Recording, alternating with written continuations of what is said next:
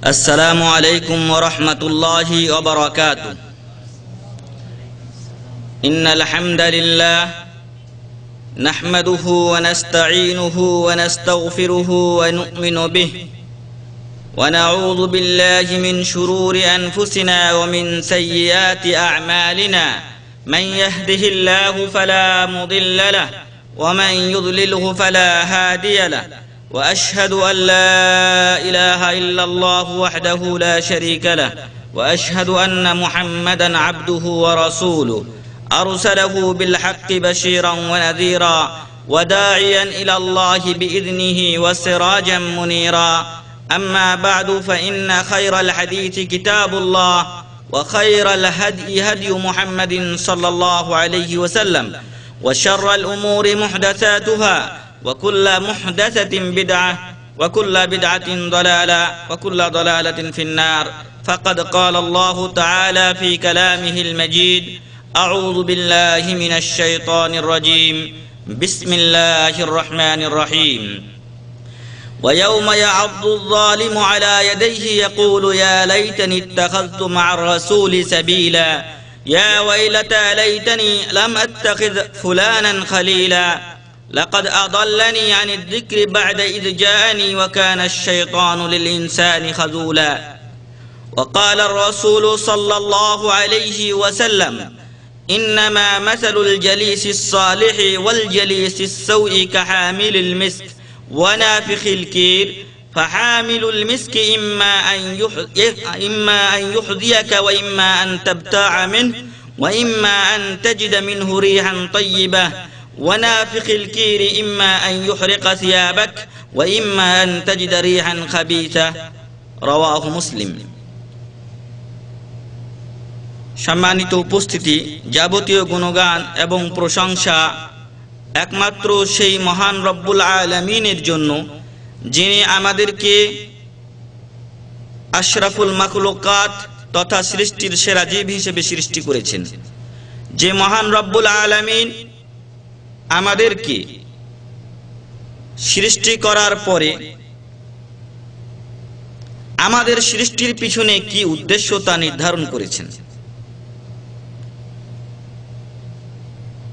আর সেই উদ্দেশ্য বর্ণনা করতে গিয়ে মহান রব্বুল আলামিন তাঁর মহাগ্রন্থ আল কুরআনুল কারীমের সূরাতুজ যারিয়াতের 56 নম্বর আয়াতে ঘোষণা করছেন: বিসমিল্লাহির রহমানির রহিম, ওয়ামা খালাকতুল জিন্না ওয়াল ইনসা ইল্লা লিয়াবুদুন। এখানে আল্লাহ তাআলা ইরশাদ করছেন যে জিন এবং মানুষকে আমি কেবলমাত্র আমার ইবাদতের জন্য সৃষ্টি করেছি, অন্য কারো ইবাদত করবে না, কেবলমাত্র আমারই ইবাদত করবে। এই উদ্দেশ্যে মহান রব্বুল আলামিন জিন এবং মানুষকে সৃষ্টি করেছেন। অন্যত্র মহান রব্বুল আলামিন বলছেন: ওয়ালাকাদ বাআসনা ফি কুল্লি উম্মাতির রাসূলা, আমি প্রত্যেক জাতির কাছে একজন করে রাসূল প্রেরণ করেছি। তাহলে এই আয়াত থেকে বোঝা যায় কোন জাতি খালি যায় নাই বা এমন যায়নি যাদের মাঝে মহান রব্বুল আলামিন রাসূল প্রেরণ করেননি, বরং প্রত্যেক জাতির হেদায়েতের জন্য মহান রব্বুল আলামিন একজন করে রাসূল প্রেরণ করেছেন। তো মহান রব্বুল আলামিন তার পরের অংশে বলছেন যে আমি এই প্রত্যেক উম্মাতের কাছে, প্রত্যেক জাতির কাছে একজন করে যে রাসূল প্রেরণ করলাম, তার উদ্দেশ্য কি? আনি ইবুদুল্লাহ, তোমরা একমাত্র মহান রব্বুল আলামিনের ইবাদত করবে। ওয়াজতানিবুত তাগুত, এবং তাগুতের ইবাদত করা থেকে বিরত থাকবে। আর তাগুত হলো হুয়া কুল্লু মা উবিদা মিন দুনিল্লাহ, আল্লাহ ছাড়া যা কিছুর ইবাদত করা হয় সেটাই হচ্ছে তাগুত। হতে পারে সেটা গাছ পূজা, হতে পারে সেটা মাজার পূজা, হতে পারে সেটা পাথর পূজা, হতে পারে সেটা মূর্তি পূজা, হতে পারে সেটা সূর্য পূজা, চন্দ্র পূজা ইত্যাদি ইত্যাদি। যত রকম পূজা রয়েছে সবই এই তাগুতের অন্তর্ভুক্ত। তাহলে এই দুই আয়াত থেকে আমরা স্পষ্ট ভাবে বুঝতে পারলাম যে মহান রব্বুল আলামিন আমাদেরকে এবং জিন জাতিকে সৃষ্টি করেছেন তার একমাত্র তার ইবাদতের জন্য। এরপরে সূরাতুল মুলকের দ্বিতীয় আয়াতে মহান রব্বুল আলামিন বলছেন যে আল্লাযী খালাকাল মাউতা ওয়াল হায়াতা লিয়াবলুয়াকুম আইয়ুকুম আহসানু আমালা ওয়া হুয়াল আজিজুল গফুর। মহান রব্বুল আলামিন তো তিনি যিনি খালাকা সৃষ্টি করেছেন, আল মাউতা মানে মৃত্যুকে, ওয়াল হায়াতা এবং জীবনকে, জীবন এবং মৃত্যুকে উভয়টিকে মহান রব্বুল আলামিন সৃষ্টি করেছেন। কেন? লিয়াবলুয়াকুম, যাতে করে তোমাদেরকে পরীক্ষা করে নেন, আইয়ুকুম আহসানু আমালা, তোমাদের মাঝে সবচেয়ে বেশি ভালো আমলকারী, সৎ আমলকারী কে, ওয়া হুয়াল আজিজুল গফুর। আর যারা সৎ আমল করবে না তাদের জন্য আল্লাহ তাআলা মহা পরাক্রমশালী, মহা শক্তিশালী, তাদেরকে শাস্তি দেওয়া আল্লাহর কাছে কিছুই না, কোনো ব্যাপারই না আল্লাহর কাছে। আল্লাহ যে কোনো মুহূর্তে তাদেরকে শাস্তি দিতে পারে। তারপরের অংশে বলছেন আল গফুর। আর যারা মহান রব্বুল আলামিন এর ইবাদত করে, কিন্তু ইবাদত করতে গিয়ে হয়তো কোনো ঘাটতি হয়ে যায়, কোনো ভুলভ্রান্তি হয়ে যায়, মহান রব্বুল আলামিন তাদেরকে ক্ষমা করবেন। ইবাদতের চেষ্টা তার যথাসাধ্য করেছে, কিন্তু এরপরও যদি কিছু ভুল ত্রুটি হয় তাহলে আল্লাহর কাছে ক্ষমার আশা। এই জন্য আল্লাহ বলছেন ওহুয়াল আজিজুল গফুর শেষে। এছাড়া আর একটা ব্যাখ্যাও আমরা করতে পারি, যদি কেউ প্রথম জীবনের দিকে এমনটি হয় যে সে বিপথে ছিল, কিন্তু শেষের দিকে বা মধ্য জীবনে এসে সঠিক পথটা, যেটা সঠিক যে লাইন, আল্লাহ তাকে সেটা বোঝার তৌফিক দিয়েছেন, ফলে সে সঠিক আমল করা শুরু করেছে। তো তার আগের যে আমলগুলো ছিল, বিপদগামী অবস্থায় যে সে কাজগুলো করেছে, তার জন্য আল্লাহ তাআলা গফুর, ক্ষমাশীল। তো এই তিনটে আয়াতের সংমিশ্রণে আমরা যা বুঝতে পারি তা এটাই প্রকাশ পায় যে আমাদেরকে মহান রব্বুল আলামিন যে উদ্দেশ্যে সৃষ্টি করেছেন, সেই উদ্দেশ্য হলো আমরা কেবলমাত্র তার ইবাদত করব, তার সাথে অন্য কাউকে আর শরীক করব না। এটা হচ্ছে মহান রব্বুল আলামিন কর্তৃক মানব এবং দানব সৃষ্টির মহান উদ্দেশ্য। তো যে মহান রব্বুল আলামিন আমাদেরকে সৃষ্টি করার পরে আমাদের সৃষ্টির উদ্দেশ্য নির্ধারণ করে দিয়েছেন যে মানুষ, তোমাকে আমি এই জন্য সৃষ্টি করেছি, তুমি এই কাজ করো, সেই মহান রব্বুল আলামিনের প্রশংসা করি, বলি আলহামদুলিল্লাহ। অতঃপর বিশ্ব মানবতার মুক্তির দূত সাইয়্যিদুল মুরসালিন মুহাম্মদুর রাসূলুল্লাহ সাল্লাল্লাহু আলাইহি ওয়াসাল্লামের উপর বর্ষিত হোক দরুদ ও শান্তির ধারা, বলি সাল্লাল্লাহু আলাইহি ওয়াসাল্লাম। সম্মানিত উপস্থিতি, আজকে যে বিষয়টি নিয়ে আমি আপনাদের সামনে আলোচনা করব তা হলো সাথী বা বন্ধু নির্বাচন। আমি আপনি কোন প্রকারের, কোন ধরনের লোকদেরকে সাথী হিসেবে গ্রহণ করব? যে কোনো ব্যক্তিকে আমি আপনি কি সাথী হিসেবে গ্রহণ করে নিব, আহলান সাহলান জানাবো? না, মানুষদের মধ্য থেকে বেছে বেছে কিছু লোককে আমাকে আপনাকে সাথী বানাতে হবে, আর কিছু লোক আছে যাদের সাহচর্য আমাকে আপনাকে ত্যাগ করতে হবে। এমনটি কি না, যে কোনো লোককেই সাথী হিসেবে গ্রহণ করতে হবে? এই ব্যাপারে আজকে আমাদের আলোচনা। সম্মানিত ভাই এবং বন্ধুগণ, মানুষ তার আরবি ভাষা হচ্ছে, বা মানুষের আরবি শব্দ হচ্ছে ইনসান। অনেকে বলেছেন যে ইনসানকে ইনসান বলে নাম রাখার কারণ হলো ইনসান শব্দটি উনসুন থেকে এসেছে, আর উনসুন শব্দের অর্থ হচ্ছে আকৃষ্ট হওয়া, মাইল হওয়া, আকর্ষিত হওয়া, ধাবিত হওয়া। তো এই উনসুন শব্দ থেকে ইনসান হিসেবে নামকরণ করা হয়েছে, এই ব্যাপারে একদল লোক মত বা একদল উলামা মত প্রকাশ করেছে। তো সে অনুযায়ী দেখা যায় যে মানুষ একাকী বসবাস করতে পারে না। সে একজন মানুষ আর একজন মানুষের প্রতি আকৃষ্ট হয়, একজন মানুষ আর একজন মানুষের প্রতি সে যতক্ষণ পর্যন্ত কথাবার্তা না বলে বা তার সাথে সম্পর্কিত না হয় ততক্ষণ পর্যন্ত সে বসবাস করতে পারে না। তাই দেখা যায় যে কোনো স্থানে কিন্তু মানুষ একা বসবাস করে না, একটা জামাত, একটা দল এবং একটা গ্রাম, পাড়া ইত্যাদি ভাবে মানুষ বসবাস করে থাকে। সঙ্গত কারণেই, যেহেতু মানুষ সামাজিক জীব, তাই সে একজন আরেকজনের প্রতি আকর্ষণ তার থাকে, এবং এই আকর্ষণ থাকার কারণেই তাকে ইনসান বলে নামকরণ করা হয়েছে। আর যেহেতু আকর্ষণ যখন হচ্ছে, তখন ওই আকর্ষিত ব্যক্তিদের মধ্য থেকে কেউ তার সাথী হচ্ছে, কেউ তার দুশমন হচ্ছে, কেউ তার কল্যাণকামী হচ্ছে, কেউ তার অকল্যাণকামী হচ্ছে। তো এই সমস্ত লোকদের মধ্য থেকে কাউকে আমাদেরকে সাথী হিসাবে গ্রহণ করতে হয়। তো এই সাথীরা আমাদের কেমন হওয়া দরকার সে ব্যাপারেই আমাদের আজকের আলোচনা। তো এই সাথী নির্বাচনের ক্ষেত্রে আমরা তো সাথী নির্বাচন করব, তবে নির্বাচনের ক্ষেত্রে সাথীর কি কোনো আমাদের জীবনে প্রভাব আছে কিনা? একজনকে আপনাকে আমি সাথী হিসাবে গ্রহণ করলাম, এখন আপনি কি আমার জীবনে কোনো প্রভাব ফেলতে পারেন কিনা এই ব্যাপারে মহান রব্বুল আলামিন ঘোষণা করছেন, বিসমিল্লাহির রাহমানির রহিম, ওয়া ইয়াউমা ইয়া'আদ্দুয যালিমু আলা ইয়াদাইহি ইয়াকুলু ইয়া লাইতানি ইত্তাখাযতু মা'আর রাসূলি সাবিলা। যেদিন জালেমরা, অত্যাচারীরা তাদের দুই হাতকে কামড়াতে থাকবে, দংশন করতে থাকবে নিজের মুখেই। আমরা যখন বেশি চিন্তিত হয়ে যাই বা কোনো বিপদ আমাদের সামনে চলে আসে, তখন আমরা এভাবে হাতটা বা আঙ্গুলটা মুখে দিয়ে কামড়াতে থাকি। অনেক সময় কি করি রে মন, কি করি ইত্যাদি। তো জালেম যারা, অত্যাচারী যারা, যারা আল্লাহর সঠিকভাবে ইবাদত করেনি, হককে যারা চিনেনি, তারা কিয়ামতের দিন কি করবে? ইয়া'আদ্দু যালিমু আলা ইয়াদাইহি, তার দুই হাতকে সে কামড়াতে থাকবে, নিজের হাতকে নিজেই কামড়াবে।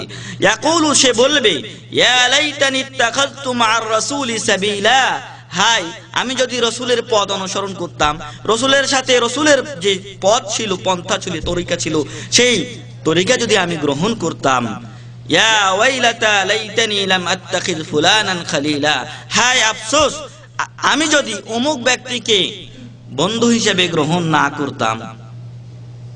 লাকাদ আদাল্লানি আনিয যিকরি বা'দা ইয জাআনি, জিকির, হেদায়েত, কোরআন আমার কাছে আসার পরেও সে আমাকে কি করেছে? আদাল্লানি, আমাকে পথভ্রষ্ট করেছে, গুমরাহ করেছে, বিপদগামী করেছে। বা'দা ইয জাআনি, আমার কাছে হেদায়েত, আমার কাছে জিকির, আমার কাছে কোরআন আসার পরও আমাকে সে বিপদগামী করেছে। ওয়া কানা আশ-শাইতানু লিল ইনসানি খাযুলা, আর শয়তান মানুষকে সব সময় লাঞ্ছিত এবং অপমানিত করতেই চেষ্টা করে এবং করে থাকে। সম্মানিত ভাই এবং বন্ধুগণ, যে কথা বলছিলাম, তো এই আয়াত থেকে স্পষ্টভাবে প্রমাণ হচ্ছে, এই আয়াত থেকে আমরা বুঝতে পারি যে ওই কাফের ব্যক্তি যে আল্লাহ রাসূল সাল্লাল্লাহু আলাইহি ওয়াসাল্লামের পথ অনুসরণ করেনি, কিয়ামতের দিন সে আফসোস করবে যে হাই যদি আমি রাসূল সাল্লাল্লাহু আলাইহি ওয়াসাল্লামের পথকে অনুসরণ করতাম, অমুক আব্দুল্লাহ, আব্দুর রহমান বা সলিমউদ্দিন, কলিমউদ্দিন, যে বিপদগামী, যে সব সময় ডিস দেখে, যে সব সময় বেহায়াপনা ছবি দেখে, যে নামাজ পড়ে না, রোজা রাখে না এবং দিনের পথে নেই, তাকে যদি আমি বন্ধু হিসেবে গ্রহণ না করতাম এবং একজন নেককার ব্যক্তিকে যদি আমি, সৎ ব্যক্তিকে যদি বন্ধু হিসেবে গ্রহণ করতাম, তাহলে আজকে আমাকে এই আফসোস করতে হতো না, আজকে আমাকে জাহান্নামীদের অন্তর্ভুক্ত হতে হতো না। সে বলছে তার পরবর্তী কথাই যে এই ব্যক্তি আমার কাছে হেদায়েত আসার পরে, আমার কাছে কোরআন মাজিদ আসার পরে, আমার কাছে আলেম ওলামার কথা আসার পরে এই ব্যক্তি আমাকে বিপদগামী করেছে। তাহলে সে কোন সময় তার কাছে সত্য এসেছিল, হক এসেছিল, এটা বুঝতে পেরেছে, তারপরও তাকে কিছু লোক বিপদগামী করেছে, আর এরাই হলো তার সাথী বা বন্ধু। তবে সৎ সাথী না, এরা হলো অসৎ সাথী, অসৎ বন্ধু, যারা তাকে বিপদগামী করেছে। ফলশ্রুতিতে সে পরকালীন জীবনে ক্ষতিগ্রস্ত হয়েছে। সম্মানিত উপস্থিতি, তাহলে বোঝা যাচ্ছে এখান থেকে যে আমরা যখন সাথী নির্বাচন করব, তখন ভালো সাথী নির্বাচন করা উচিত, যারা আমাকে আপনাকে সুপথ দেখাবে, যে বন্ধু আমার আপনার উপকারে আসবে, যে বন্ধু আমাকে আপনাকে অপকার থেকে বাঁচাবে, এমন বন্ধুই নির্বাচন করা দরকার। আর যদি আল্লাহ না করুক কেউ এমন বন্ধু নির্বাচন না করে, এই ব্যক্তি যেমন বন্ধু নির্বাচন করেছিল সেরকম কেউ বন্ধু নির্বাচন করে থাকে, তবে কাল কিয়ামতের ময়দানে এবং দুনিয়াতেও তাকে আফসোস করতে হবে এবং তার ক্ষতি তাকে ভোগ করতে হবে। অন্য জায়গায় মহান রব্বুল আলামিন বলছেন, যে আল আখিল্লাউ ইয়াউমাইযিন বা'দুহুম লিবা'দিন আদু ইল্লাল মুত্তাকিন। যারা দুনিয়ার জীবনে পরস্পরের বন্ধু ছিল, কিয়ামতের দিন তারা পরস্পর শত্রু হয়ে যাবে।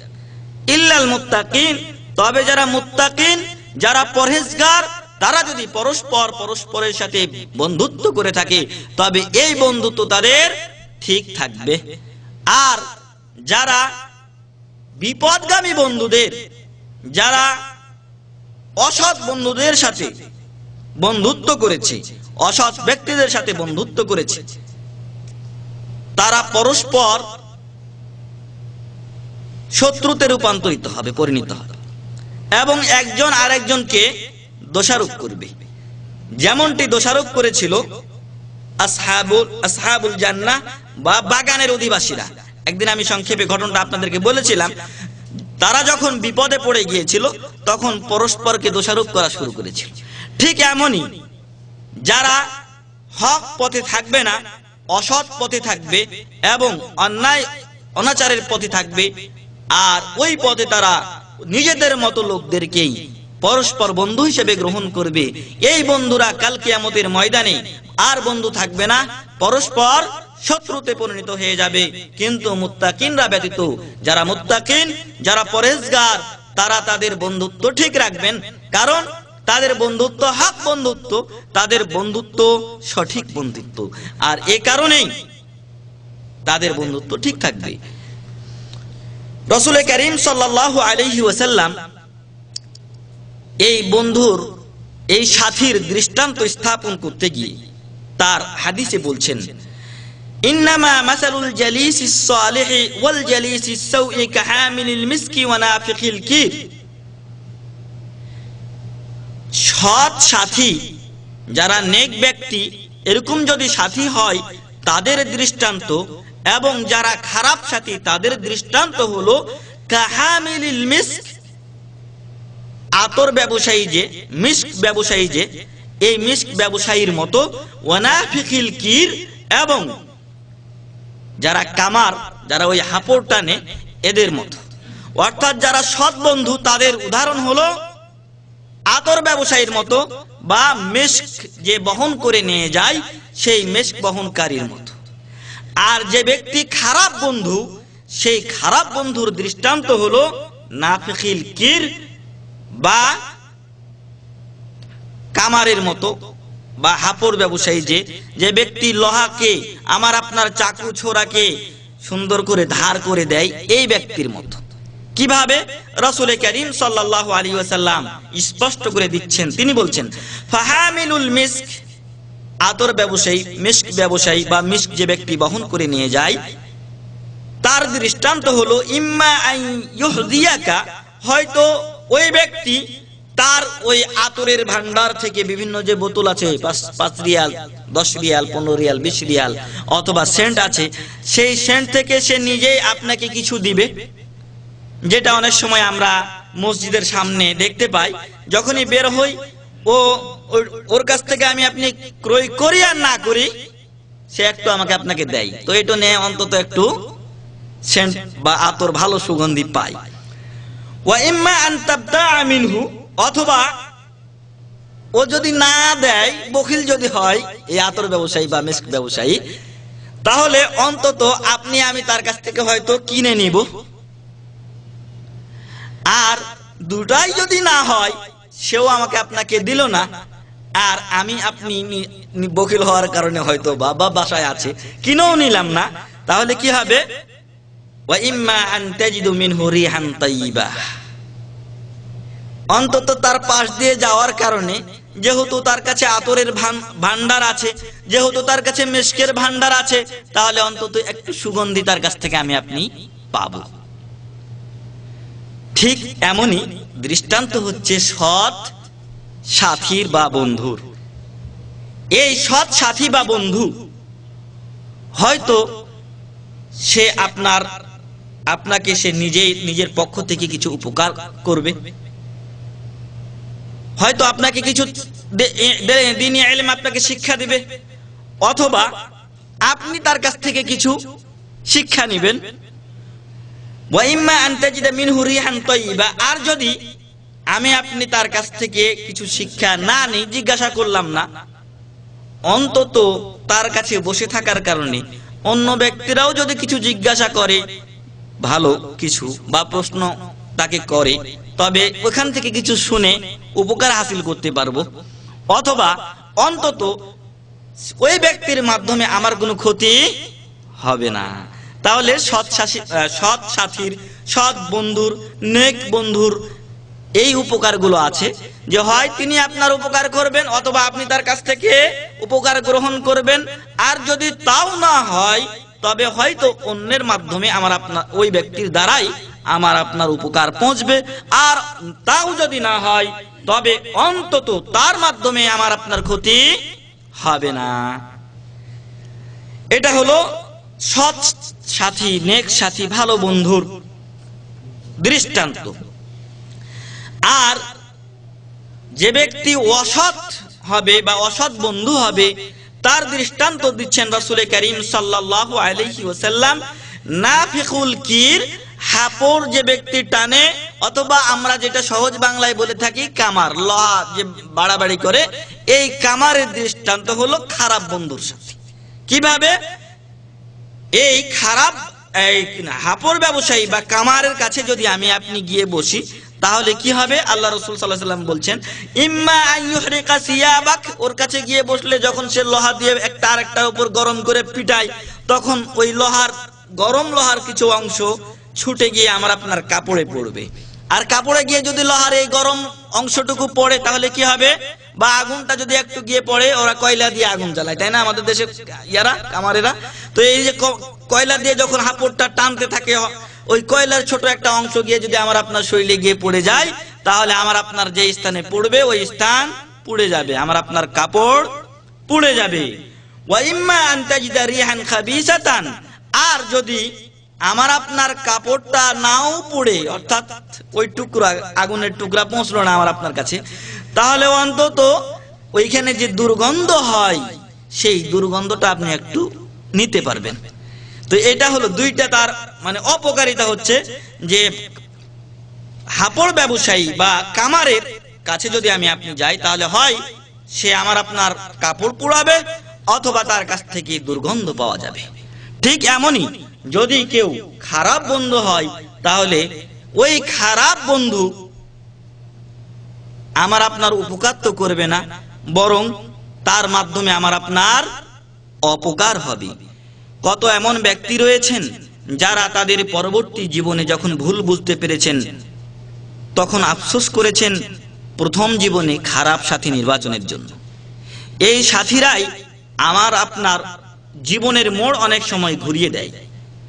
ছোট ছোট বাচ্চা এদেশের আপনারা দেখবেন বা আমাদের দেশেও সিগারেট টানে, কিভাবে তারা এর সন্ধান পায়? সন্ধান পায় অনুরূপ আর একজন সাথীর কাছ থেকে। অনুরূপ আর একজন সাথীর কাছ থেকে সে এটার সন্ধান পায়। সে যখন টানে তখন বলে, মোহাম্মদ তাল, হ্যাঁ মোহাম্মদ এদিকে আয়, তুই এটা কি পান করবি কিনা দেখ, একটু টেস্ট করে দেখ কেমন লাগে। একবার দুইবার করতে করতে যখন অভ্যস্ত হয়ে যায় তখন সে ধূমপানে অভ্যস্ত। এমনই ভাবে আরো বেহায়াপনা, যেগুলো ছবি অশ্লীল বেহায়াপনা রয়েছে, এগুলোর প্রতি কেউ প্রথমে নিজে যায় না, বরং একজন সাথীর হাত ধরে যায়, একজন তাকে নিয়ে যাওয়ার কারণ হয়। তো এই সমস্ত সাথীরা হচ্ছে খারাপ সাথী, এদের থেকে বিরত থাকতে হবে। আল্লাহ তাআলা আমাদেরকে সৎ সাথী গ্রহণের এবং অসৎ সাথী থেকে দূরে থাকার তৌফিক দান করুন, আল্লাহুম্মা আমিন। রাসূল কারীম সাল্লাল্লাহু আলাইহি ওয়াসাল্লাম অপর হাদিসে বলছেন, ইন্না মিনান নাসি মাফাতিহা লিল খাইরি মাগালিকা লিশ-শার, মানুষের মাঝে এমন কিছু ব্যক্তি রয়েছেন যারা কল্যাণের পথ উন্মুক্ত করার চাবি হিসেবে কাজ করে, এবং মাগালিকা লিশ-শার, খারাপের পথ তারা বন্ধ করে দেয়। ওয়া ইন্না মিনান নাসি মাফাতিহা লিশ-শাররি মাগালিকা লিল খাইর, আর আরেকদল লোক আছে যারা মাফাতিহা লিশ-শার, অকল্যাণের তারা চাবি হয়, ওদের কাছে অকল্যাণের চাবি রয়েছে, ওর সাথী যদি আপনি হন তাহলে অকল্যাণ পথে, খারাপ পথে আমাকে আপনাকে নিয়ে যাবে। মাগালিকালিল খাইর, আর ভালোর যে পথটা আমার আপনার কাছে সামান্য কিছু থাকে সেটা আমার আপনার কাছ থেকে সে বন্ধ করে দেয়। হয়তো আমি আপনি নামাজ পড়ি, কিন্তু একজন সাথী পেয়ে গেলাম সে বেনামাজ, তো নামাজের সময় সে আমাকে আপনাকে এক জায়গায় নিয়ে চলে গেল। ফলশ্রুতিতে হলো কি, যে আমার আপনার কাছে যে কল্যাণটুকু ছিল সেই কল্যাণটুকু বন্ধ হয়ে গেল, এবং নামাজ না পড়ার কারণে খারাপির দ্বার উন্মুক্ত হয়ে গেল। তো এই হচ্ছে কিছু লোক যারা অকল্যাণের পথ খুলে দেয় এবং ভালোর পথটা বন্ধ করে দেয়। আবার অপরদিকে এমন কিছু ব্যক্তি রয়েছেন যারা কল্যাণের পথ খুলে দেন, অকল্যাণের পথ বন্ধ করেন। এমনটি দেখা যায় অনেক ক্ষেত্রে। যারা নেতৃত্বে আসেন তাদের সময়, কোন একজন ভালো ব্যক্তি যখন নেতৃত্বে এসেছেন তখন দেখা যাচ্ছে যে এলাকার অন্যায় অপকর্মগুলিকে তিনি বন্ধ করার চেষ্টা করেছেন। আবার এক ব্যক্তি এসেছেন যখন, তখন দেখা যাচ্ছে যে অবাধ বেহায়াপনার সয়লাব তার মাধ্যমে ছড়িয়েছে। আমরা যে থানায় আছি সেই থানার পার্শ্ববর্তী এক থানাতে একজন ওসি এসেছে। তো সরকারি পক্ষ থেকে একটা বড় পুকুর আছে, তো ওই পুকুরটা আগে স্বাভাবিকভাবে পড়েছিল, পরবর্তীতে এটা পার্কের ব্যবস্থা করা হয়েছে, যেমন ভাবে এখানে পার্কের একটা ব্যবস্থা করা হয়েছে। তো এখানে বেশ কিছু গাছপালা লাগিয়ে সরকার সুন্দর একটা পার্কের ব্যবস্থা করেছে। তো হঠাৎ এক ওসি আসলেন। ওসি এই বেচারা একটু ভালো মানুষ, তো ওনার কানে খবর পৌঁছলো যে ওই জায়গাতে খারাপ কাজ হয়। ওই গাছের ডালপালা, আমাদের দেশে তো জানেন গাছ লাগিয়ে দিলে নিজে নিজেই মনে হচ্ছে যে আর কিছু করতে হবে না, ও নিজেই ডালপালা ছড়াতে ছড়াতে এমন হয়েছে যে নিচে কি আছে আর দেখা যায় না। আর এই নিচে বসেই তখন যত সব অঘটনের কাজ তারা করতে থাকে। তো এই ওসি সাহেব খোঁজ পাওয়ার পরে, খবর পাওয়ার পরে হঠাৎ মাঝে মাঝে উনি এখানে আক্রমণ করে থাকেন। তার পুলিশ বাহিনী নিয়ে হঠাৎ করে চলে আসেন। আসার পরে দেখেন যে এখানে কারা আছে। তো দেখা যায় যে বেশ কিছু জোড়া জোড়া লোক এখানে ধরা পড়ে। তো যেহেতু দেশের কোনো নিয়ম নেই, এদের কি শাস্তি হবে, সরকারিভাবে তেমন কোনো আইন নেই, তো ওই বাচ্চারা করেন কি, ওই থানায় নিয়ে গিয়ে থানার মাধ্যমে যারা এরকম জোড়া জোড়া ধরা পড়েছে তাদের বিয়ে পড়িয়ে দেয়। তো আলাকুল্লে হাল যেটা বুঝাতে চেয়েছিলাম যে এই ভয়ে অন্তত জোড়া জোড়া হয়ে এই অপকর্মে অনেকেই আসবে না। তো এই ব্যক্তির মাধ্যমে আল্লাহ তাআলা কিছুটা হলেও মাফাতিহ লিল খাইর ওই ব্যক্তিকে করেছেন মাগালিক লিশার, খারাপের পথ কিছুটা হলেও তার মাধ্যমে বন্ধ হয়েছে। এমনই ভাবে কিছু লোক আছে যারা এসে এগুলোর ব্যবস্থা করে। আমাদের সরকার যখন মাঝে মাঝে পরিবর্তন হয়, দেখবেন এক সরকার আসলে মূর্তি টুর্তি তেমন কিছু করে না, আর এক সরকার আসলে মোড়ে মোড়ে মূর্তির ব্যবস্থা করে। এগুলো মাফাতিহ লিশার, অকল্যাণের পথ খুলে দিচ্ছে। আপনারা তাওহীদের আলোচনা শুনেছেন, সেখানে কিতাবুত তাওহীদের এক অধ্যায়ে শেখ মোহাম্মদ বিন আব্দুল ওয়াহাব রাহিমাহুল্লাহ উনি আলোচনা করেছেন যে এই পৃথিবীর বুকে শিরক পতিত হওয়ার অন্যতম যে কারণ সেটা হচ্ছে নেককার বা সৎ ব্যক্তিদের ব্যাপারে মানুষের বাড়াবাড়ি। আর ওই বাড়াবাড়িটা ছিল যে তারা তাদের মূর্তি তৈরি করে প্রথমত পূজা করতো না, দেখে ইবাদত করতো, আল্লাহর ইবাদত। পরবর্তীতে আস্তে আস্তে যখন দুই এক জেনারেশন চলে গেল, তখন পরবর্তী জেনারেশনের কাছে শয়তান ওয়াসওয়াসা দিল, এই সমস্ত মূর্তিগুলো তৈরি করা হয়েছিল তাদের ইবাদতের জন্য, তোমরা ইবাদত করছো না কেন? তখন তারা ইবাদত করা শুরু করলো। তো একদল আছে যে আসলে বিভিন্ন জায়গায় মূর্তির সূচনা করে। তো এরা কি করে, মাফাতিহ লিশার, অকল্যাণের পথ তারা খুলে দেয়, মাগালিক লিল খাইর, কল্যাণের পথ তারা বন্ধ করে দেয়। তো বিভিন্ন ইসলামী অনুষ্ঠান যেখানে হয় সেগুলো বন্ধ করে দেওয়ার কিছুটা ব্যবস্থা অলরেডি হয়ে গেছে বর্তমান সময়ে আমাদের দেশে। তো এ সকল বন্ধু বান্ধব থেকে বা এ সকল দলের সমর্থক হওয়া থেকে আমাকে আপনাকে অবশ্যই বিরত থাকতে হবে। আল্লাহ রাসূল সাল্লাল্লাহু আলাইহি সাল্লাম বলছেন, ফাতুবা লিমান জাআলাল্লাহু মাফাতিহাল খাইর আলা ইয়াদাই, সৌভাগ্যশীল, সুসংবাদ ওই সমস্ত লোকদের জন্য যাদের হাতে আল্লাহ তাআলা কল্যাণের চাবি দিয়ে দিয়েছেন, যাদেরকে আল্লাহ তাআলা কল্যাণের পথে অগ্রসর করেছেন, যাদের মাধ্যমে আল্লাহ ভালো কাজ নেন, তাদের জন্য সুসংবাদ, তারা সৌভাগ্যশীল। ওয়াইলুল লিমান জাআলাল্লাহু মাফাতিহাশ শাররি আলা ইয়াদাইহি, এবং ধ্বংস ওই সমস্ত লোকদের জন্য যাদেরকে আল্লাহ তাআলা বা যাদের হাতে আল্লাহ তাআলা শার খারাপের চাবি দিয়ে দিয়েছেন। খারাপের পথ যাদের মাধ্যমে উন্মুক্ত হয় তাদের জন্য ধ্বংস, তাদের জন্য ওয়াইল নামক শাস্তি। তো এখান থেকে বোঝা যায় যে কিছু লোক আছে যাদের মাধ্যমে কল্যাণের পথ উন্মুক্ত হয়, অকল্যাণের পথ বন্ধ হয়, এবং কিছু লোক আছে যাদের মাধ্যমে অকল্যাণের পথ উন্মুক্ত হয় এবং কল্যাণের পথ বন্ধ হয়।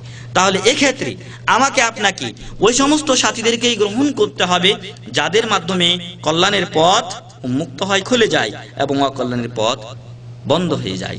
সম্মানিত উপস্থিতি,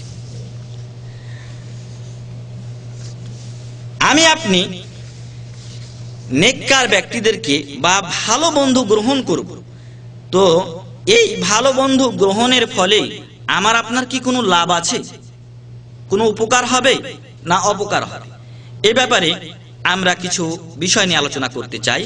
তো সৎ ব্যক্তিদের মজলিস বরকতময় হয়। এখানে যারা আছেন আলহামদুলিল্লাহ নেককার ব্যক্তিদের অন্তর্ভুক্ত, এটা আমরা ইনশাআল্লাহ আল্লাহর কাছে দাবি করি। তো এই মজলিস বরকতময় মজলিস, এই মজলিসে যারা শরীক হয় তারা সৎ ব্যক্তিদের মজলিসেই শরীক হয়। আর যারা সৎ ব্যক্তিদের মজলিসে শরীক হয় তাদের ব্যাপারে রাসূল করিম সাল্লাল্লাহু আলাইহি ওয়াসাল্লাম বলছেন যে ইন্না লিল্লাহি মালাইকাতান, আল্লাহর কিছু ফেরেশতা রয়েছেন, ইয়াতুফুনা ফিত তুরুক, তারা রাস্তা রাস্তায় ঘুরে বেড়ান, ইয়ালতামিসুনা আহলায যিকর, কোথায় আল্লাহর স্মরণ হচ্ছে, কোথায় কোরআন হাদিসের আলোচনা হচ্ছে এমন মজলিস তারা খুঁজে বেড়ান। ফাইযা ওয়াজাদু কওমান ইয়াযকুরুনাল্লাহ, যখন তারা কোনো এমন জাতিকে পান, এমন কওমকে পান, এমন এক দলকে পান যারা আল্লাহর স্মরণ করে, যারা ইসলামী মজলিসে উপস্থিত হয়, তানাদাউ হালুম্মু ইলা হাজাতিকুম, তখন তারা চিৎকার করে বলে, অর্থাৎ বিভিন্ন দলে দলে ফেরেশতা বিভিন্ন দিকে ছুটতে থাকে। এক দল ফেরেশতা তখন এই মজলিসের, আমাদের মতো যেখানে মজলিস হচ্ছে এই সকল মজলিসের সংবাদ যখন পেয়ে যান তখন তারা বলেন, হালুম্মু ইলা হাজাতিকুম, তোমরা আসো তোমাদের প্রয়োজনের দিকে, তোমরা যে জিনিস তালাশ করছো, যে জিনিস খুঁজছো তোমরা, সে জিনিস আমরা পেয়ে গেছি, তোমরা সেখানে আসো। ক্বালা ফায়াহুফুনাহুম বিআজনিহাতিহিম ইলাস সামাঈদ দুনিয়া, তখন তারা এই মজলিসটাকে ঘিরে নেন, ঢেকে নেন, ইলাস সামাঈদ দুনিয়া, দুনিয়ার আকাশ আসমান পর্যন্ত। ক্বালা ফায়াসআলুহুম রাব্বুহুম, রাসূল করিম সাল্লাল্লাহু আলাইহি ওয়াসাল্লাম ইরশাদ করছেন, তখন মহান রব্বুল আলামিন তাদের পালনকর্তা তাদেরকে জিজ্ঞাসা করেন, ওয়া হুয়া আ'লামু মিনহুম, অথচ আল্লাহ এদের সম্পর্কে, এই মজলিস সম্পর্কে ফেরেশতাদের চাইতে বেশি জানেন, বেশি ভালো জ্ঞান রাখেন। শুধু আল্লাহ তাআলা জানার জন্য কি বলে ফেরেশতারা, কথোপকথন একটা বিষয়, এই কথোপকথনের জন্য জিজ্ঞাসা করেন, মা ইয়াকুলু ইবাদি, আমার বান্দারা কি বলছে, এখানে কেন তারা একত্রিত হয়েছে? ক্বালু, তারা বলেন, ইয়াকুলুনা, তারা বলছেন, ইউসাব্বিহুনাক, আপনার পবিত্রতা ঘোষণা করছে, ওয়া ইউকাব্বিরুনাক, আপনার বড়ত্ব ঘোষণা করছে, ওয়া ইয়াহমাদুনাক, আপনার প্রশংসা করছে, ওয়া ইউমাজ্জিদুনাক, আপনার মহত্ব ঘোষণা করছে। ক্বালা, তখন রাসূল করিম সাল্লাল্লাহু আলাইহি ওয়াসাল্লাম বলছেন, ফায়াকুলু, আল্লাহ তাআলা বলবেন, হাল রাআউনি, আমার বান্দারা কি আমাকে দেখেছে? ক্বালা ফায়াকুলুনা লা, তখন ফেরেশতারা বলবেন, লা ওয়াল্লাহি মা রাআউক, আল্লাহর কসম তারা আপনাকে দেখেনি। ক্বালা ফায়াকুলু ওয়া কাইফা লাউ রাআউনি? ক্বালা ইয়াকুলুনা লাউ রাআউকা কানু আশাদ্দা লাকা ইবাদাতান ওয়া আশাদ্দা লাকা তামজিদান ওয়া তাহমিদা, তখন ফেরেশতারা বলবেন যে যদি তারা আপনাকে দেখতো তাহলে তারা আরো বেশি বেশি ইবাদত করত এবং আরো বেশি আপনার মহত্ব বর্ণনা করত এবং আপনার প্রশংসা করত। ওয়া আকসারা লাকা তাসবিহা, আপনার আরো বেশি পবিত্রতা ঘোষণা করত। ক্বালা ইয়াকুলু ফামা ইয়াসআলুনি? ক্বালা ইয়াসআলুনাকাল জান্নাহ, তখন আল্লাহ তাআলা ফেরেশতাদেরকে বলবেন যে ওরা আমার কাছে কি চায়? তখন ফেরেশতাগণ বলবেন, ইয়াসআলুনাকাল জান্নাহ, তারা আপনার কাছে জান্নাত চাই। তা আমরা কি চাই? আমরা আল্লাহর কাছে জান্নাত চাই। আমরা আমাদের শেষ পরিণতি আমরা চাই আল্লাহ তাআলা যেন আমাদেরকে জাহান্নাম থেকে মুক্তি দেন এবং জান্নাতুল ফেরদাউস, যেটা সবচেয়ে বড় জান্নাত, সবচেয়ে ভালো জান্নাত, আলাল জান্নাহ, যাকে আল্লাহ রাসূল সাল্লাল্লাহু আলাইহি সাল্লাম বলছেন, সেই জান্নাত আমরা আল্লাহর কাছে চাই। এছাড়া তো আমরা আর কিছু চাই না। তো আল্লাহ তাআলা আমাদেরকে তা অর্জনের তৌফিক দান করুন, আল্লাহুম্মা আমিন। তো ফেরেশতাগণ বলবেন ইয়াসআলুনাকাল জান্নাহ, তারা আপনার কাছে জান্নাত চায়। ক্বালা ইয়াকুলু হাল রাউহা, আমার বান্দারা আমার কাছে জান্নাত চায়, এই জান্নাত কি তারা দেখেছে? ক্বালা ইয়াকুলুনা লা ওয়াল্লাহি ইয়া রাব্বি মা রাউহা, হে আল্লাহ আপনার কসম করে বলছি তারা এই জান্নাত দেখেনি। ক্বালা ইয়াকুলু ফাকাইফা লাউ আন্নাহুম রাউহা, যদি তারা এই জান্নাত দেখতো তাহলে তাদের অবস্থা কেমন হতো? ক্বালা ইয়াকুলুনা লাউ আন্নাহুম রাউহা কানু আশাদ্দা আলাইহা হিরসান ওয়া আশাদ্দা লাহা তালাবান ওয়া আযমা ফিহা রাগবাতান, তো যদি তারা জান্নাত দেখতো তাহলে ফেরেশতাগণ বলছেন তো এই জান্নাত পাওয়ার জন্য তারা আরো বেশি বেশি আগ্রহ রাখতো এবং আরো আশা আকাঙ্ক্ষা রাখতো এবং এজন্য আরো যত ভালো কাজ করা দরকার তারা তাই করত। ক্বালা ফামিম্মা ইয়াতাআওয়াযুন, তারা কি জিনিস থেকে আশ্রয় চায়? আল্লাহ তাআলা জিজ্ঞাসা করবেন যে জান্নাত তারা চায় এটা মানলাম, কিন্তু তারা আবার অন্য কোনো জিনিস থেকে আশ্রয় চায় কিনা? তখন তারা বলবে ফেরেশতাগণ মিনান নার, তোমার এই সকল বান্দারা হে আল্লাহ জাহান্নাম থেকে মুক্তি চায়। ক্বালা ইয়াকুলুনা ওয়া হাল রাউহা, তারা কি জাহান্নাম দেখেছে? ক্বালা ইয়াকুলুনা লা ওয়াল্লাহি ইয়া রাব্বি, আল্লাহ তোমার শপথ করে বলছি এরা জাহান্নাম দেখেনি। ক্বালা ইয়াকুলু ফাকাইফা লাউ রাউহা, ক্বালা ইয়াকুলুনা লাউ রাউহা কানু আশাদ্দা মিনহা ফিরারা, তো তখন ফেরেশতারা বলবেন যে যদি তারা জাহান্নাম দেখতো তাহলে সবচেয়ে বেশি তারা এই জাহান্নাম থেকে পলায়ন করত, জাহান্নাম থেকে সবচেয়ে বেশি দূরে থাকার তারা চেষ্টা করত। ওয়া আশাদ্দা লাহা মাখাফাতান, জাহান্নামকে তারা সবচেয়ে বেশি ভয় করত। ক্বালা ফায়াকুলু ফাউশহিদুকুম আন্নী কাদ গাফারতু লাহুম, তখন মহান রব্বুল আলামিন বলবেন যে হে আমার ফেরেশতারা তোমরা সাক্ষী থাকো আমি এ সকল আমার বান্দাদেরকে মাফ করে দিলাম। সুবহানাল্লাহি ওয়া বিহামদিহি। ক্বালা ইয়াকুলু মালাকুম মিনাল মালায়েকা, আল্লাহ রাসূল সাল্লাল্লাহু আলাইহি ওয়াসাল্লাম বলছেন তখন একজন ফেরেশতা বলবেন যে ফিহিম ফুলানুন লাইসা মিনহুম, যে তাদের মাঝে অমুক এক ব্যক্তি কলিমুদ্দিন রয়েছেন, লাইসা মিনহুম, ও এই জিকিরের মজলিসে সে ওয়াজ শোনার জন্য নসিহত শোনার জন্য আসেনি। ইন্নামা জাআ লিহাজাতিন, সে এসেছিল তার প্রয়োজনে। এখানে আব্দুর রহমান বসে আছে, আরেক কলিমুদ্দিন আব্দুর রহমানের কাছে এসেছে কোনো এক প্রয়োজনে, তার কাছে হয়তো টাকা পায় অথবা অন্য আরেকটা দরকার আছে, একটা চাকরি চাই, এজন্য আজকে এই মজলিসে সে আসবে, এই মজলিসে সে তার সাথে দেখা করার জন্য এসেছে নিজের প্রয়োজনে, ওয়াজ শুনতে আসে নাই। একজন ফেরেশতা এই কথা আল্লাহকে বলবেন যে হে আল্লাহ অমুক ব্যক্তি তাদের মাঝে আছে, সে ওয়াজ শোনার জন্য আসেনি, তার নিজের প্রয়োজনে এসেছে। ক্বালা হুমুল জুলাসা, আল্লাহ তাআলা তখন বলবেন যে যেহেতু তারা একসাথে বসে আছে, লা ইয়াশকা বিহিম জালিসুহুম, এই সমস্ত যারা নেককার ব্যক্তি, যারা সৎ ব্যক্তি, এদের বরকতে, এদের কারণে তাদের যে সাথী আছে তাদের সাথী অভাগ্য বা দুর্ভাগা হবে না, আমি তাকে দুর্ভাগা করব না, তাকেও আমি কি করলাম? ক্ষমা করে দিলাম। সুবহানাল্লাহ। তাহলে এখান থেকে বোঝা যায় যে যদি আপনি ভালো লোকদের সাথে থাকেন তাহলে আপনার গুনাহ খাতা মাফ হবে এবং আপনার উপরে বরকত নাজিল হবে, আপনার উপরে শান্তি প্রশান্তি নাজিল হবে মহান রব্বুল আলামিনের পক্ষ থেকে। আপনি আমি জান্নাত লাভ করব এবং জাহান্নাম থেকে মুক্তি পাব। যদি এই পুরস্কারগুলো চান তবে আজকে থেকে প্রতিজ্ঞাবদ্ধ হন যে ভালো সাথী গ্রহণ করবেন এবং খারাপ সাথী পরিত্যাগ করবেন এবং খারাপ সাথীকে দাওয়াত দিবেন ভালো সাথী হওয়ার জন্য। আল্লাহ আমাদের তৌফিক দান করুন, আল্লাহুম্মা আমিন। এরপরে ভালো ব্যক্তিদের যদি কেউ সংস্পর্শে থাকে তবে সে যদি খারাপও হয় তবে সেও ভালো হয়ে যায়। মহান রব্বুল আলামিন মহাগ্রন্থ আল কোরআনুল কারিমে আসহাবুল কাহফের একটা ঘটনা উল্লেখ করেছেন। সেখানে উল্লেখ হয়েছে একটা কুকুরের কথা। কুকুর এই জন্তুটাকে আমরা খুব ঘৃণার চোখে দেখি। কুকুর এই যে জন্তুটাকে আমরা আমাদের বাড়িতে রাখি না, যদিও পশ্চিমা দেশগুলি কুকুরের প্রতি খুব ভক্ত, কিন্তু এই কুকুরের মূল্যায়ন আমাদের কাছে নেই, বা ইসলামের তেমন একটা মূল্যায়ন করা হয়নি। যদি বাড়ি পাহারার জন্য যদি হয় সেটা আলাদা ব্যাপার।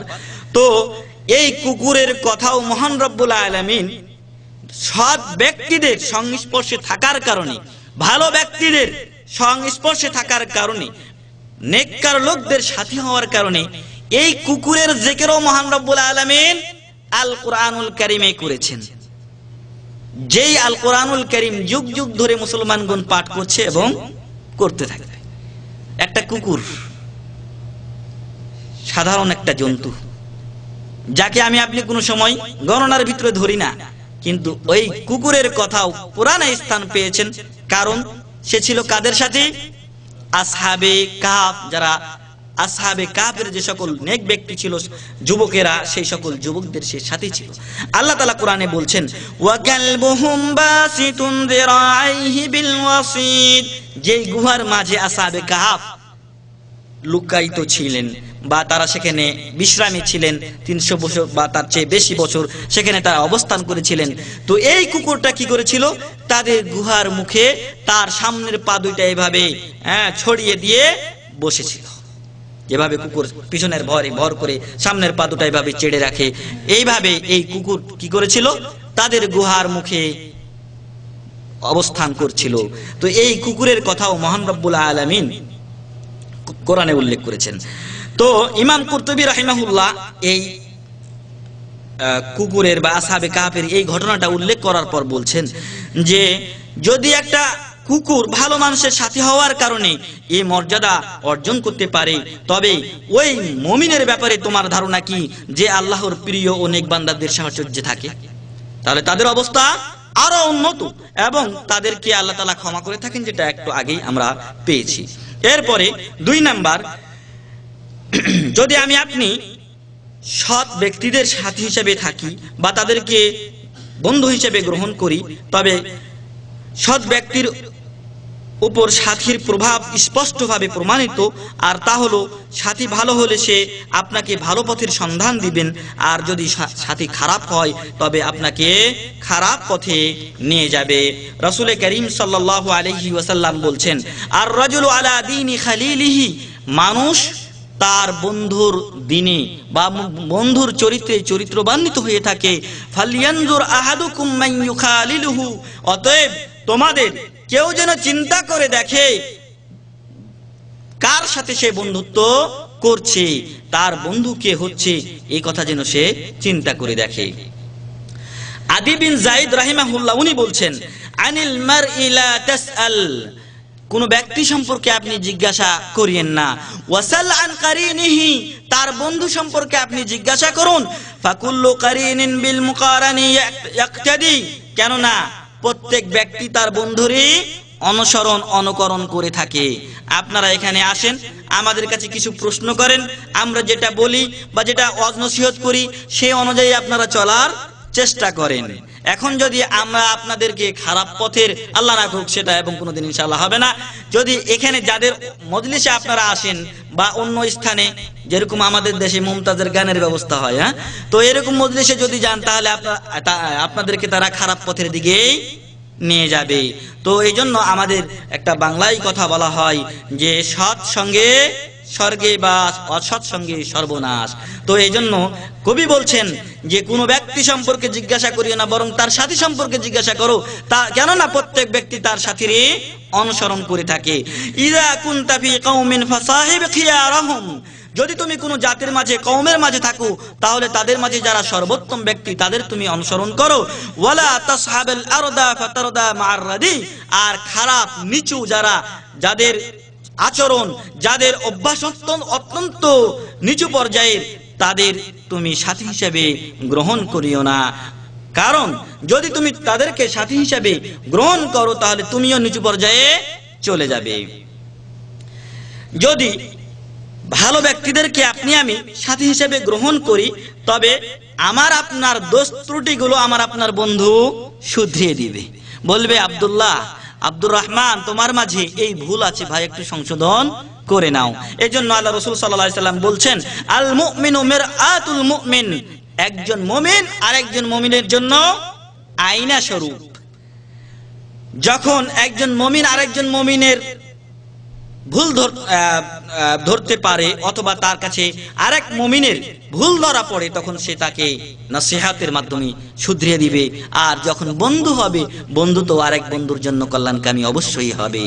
ওয়াল মুমিনু আখুল মুমিন, একজন মুমিন আরেকজন মুমিনের ভাই। ইয়াকুফু আলাইহি দায়াতাহু, আর সে ওই মুমিনের কোনো ক্ষতি করা থেকে অথবা অন্যের পক্ষ থেকে যদি মুমিনের কোনো কষ্ট আসে, কোনো ক্ষতি আসে, তবে সেটাকে সে বাধা দেয়। ওয়ায়াহুতুহু মিন ওয়ারাইহি, আর এক মুমিন আরেক মুমিনকে তার পিছন থেকে কি করে? ঘিরে রাখে।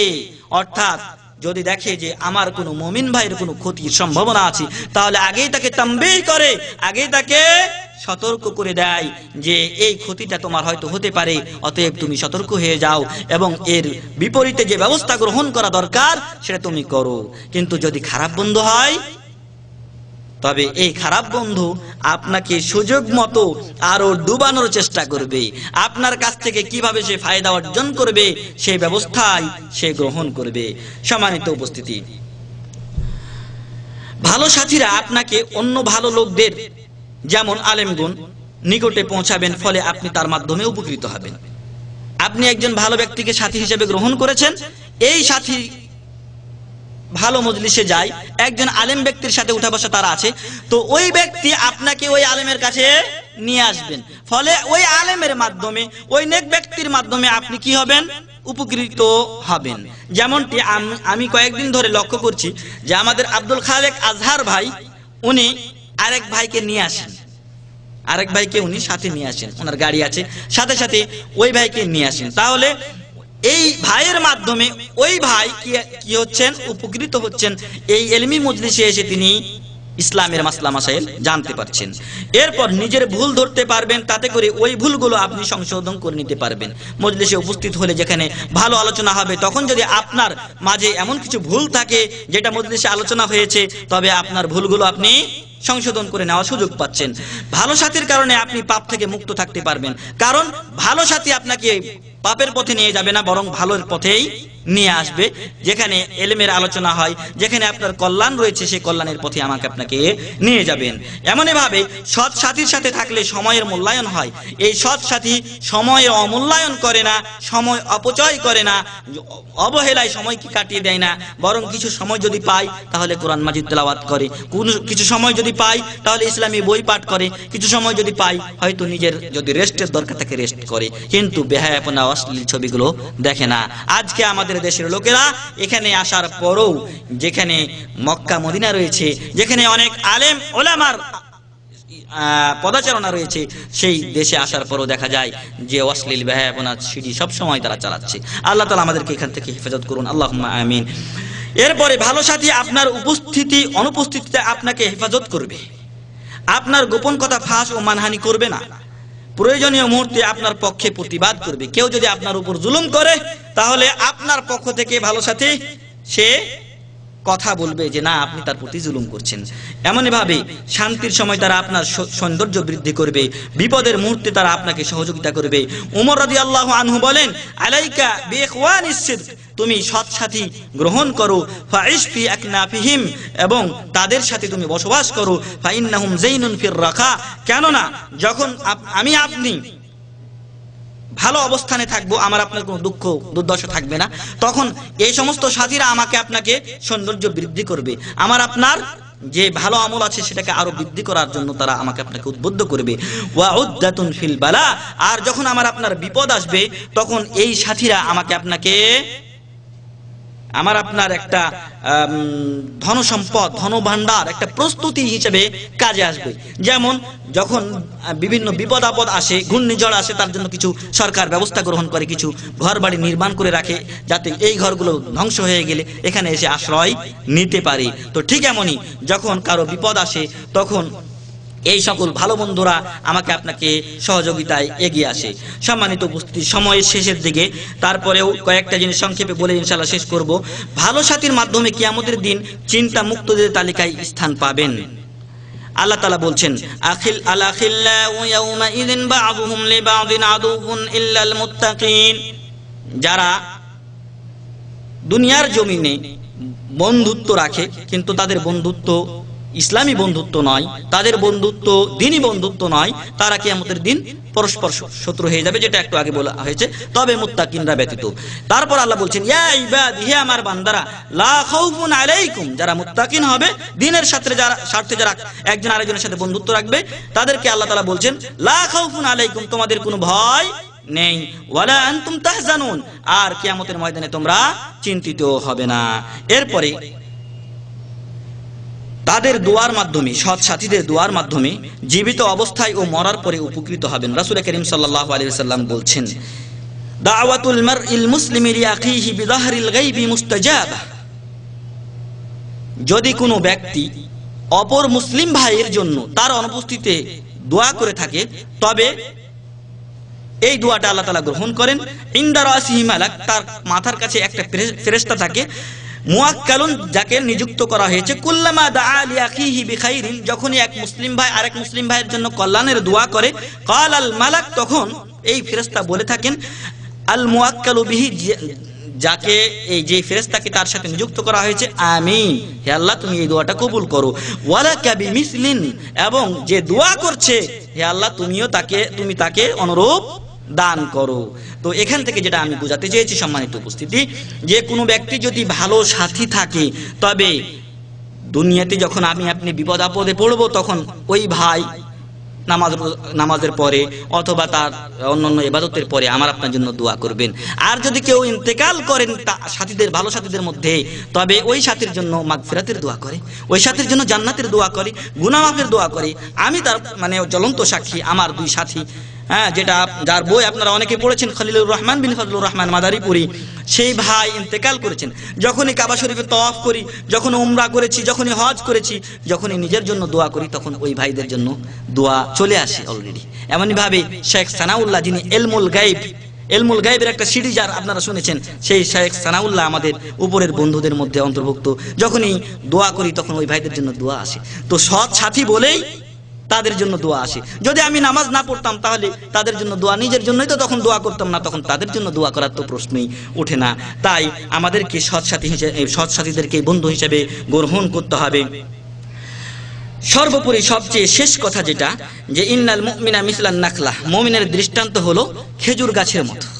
খেজুর গাছের যে জিনিসটাই নেবেন আপনি, সেটা আপনার উপকারে আসবে।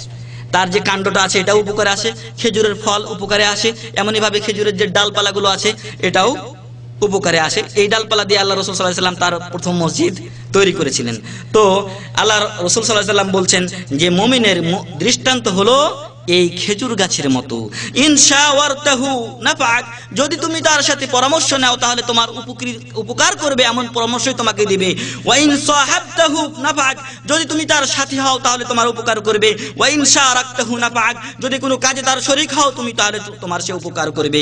ওয়া ইন জালাসতাহু নাফাক, যদি তুমি তার সাথে উঠা বসা করো তাহলে তোমার উঠা বসাতে তার সাথে তোমার উঠা বসাতে তোমার উপকার করবে।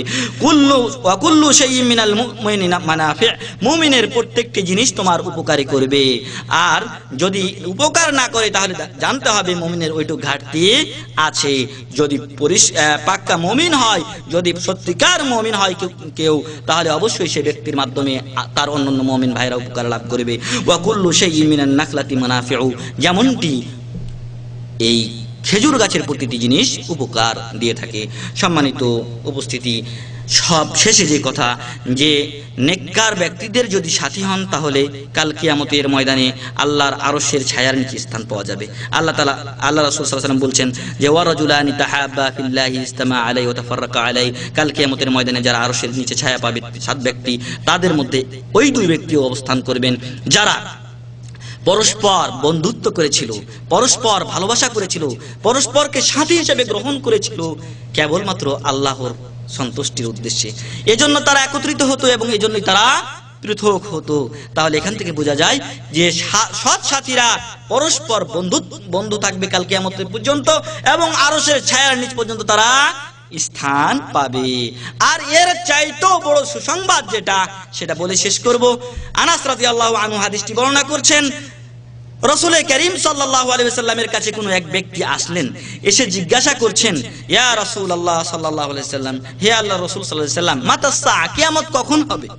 আল্লাহ রাসূল সাল্লাল্লাহু আলাইহি ওয়াসাল্লাম বললেন যে, তাকে উত্তর দিলেন না যে কিয়ামত কখন হবে, বরং জিজ্ঞাসা করলেন উল্টা প্রশ্ন যে মাযা আদাদতা লাহা আও আ'আদতা লাহা, যে তুমি এই কিয়ামতের জন্য, কিয়ামত হবে কখন এটা আজকে জিজ্ঞাসা করতে এসেছো, কিয়ামতের জন্য তুমি কি প্রস্তুত করেছো?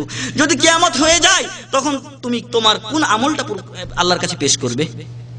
তখন ওই ব্যক্তি বলছেন যে মা আ'দাদতু লাহা বিকাসীর, আমি বেশি কিছু ওই জন্য প্রস্তুত করতে পারিনি, মিন সিয়ামিন ওয়া সালাতিন ওয়া রমাদান ইত্যাদি। তিনি বললেন যে আমি নামাজ রোজা ইত্যাদির যে বেশ কিছু সংগ্রহ করেছি, তার জন্য প্রস্তুত করে রেখেছি, এটা আমি পারিনি। ওয়ালাকিন্নী উহিব্বুল্লাহ ওয়া রাসূলাহু সাল্লাল্লাহু আলাইহি ওয়াসাল্লাম, কিন্তু আমি আল্লাহ এবং আল্লাহ রাসূল সাল্লাল্লাহু আলাইহি সাল্লামকে ভালোবাসি। তখন আল্লাহ রাসূল সাল্লাল্লাহু আলাইহি সাল্লাম সংবাদ দিলেন তাকে যে আল মারউ মান আহাব্বা, প্রত্যেক ব্যক্তি তার সাথেই থাকবে যাকে সে ভালোবাসে। সম্মানিত ভাই, ভালো ব্যক্তিদেরকে ভালোবাসুন, আলেম ওলামাদেরকে ভালোবাসুন, তাদেরকে সাথী হিসেবে গ্রহণ করুন।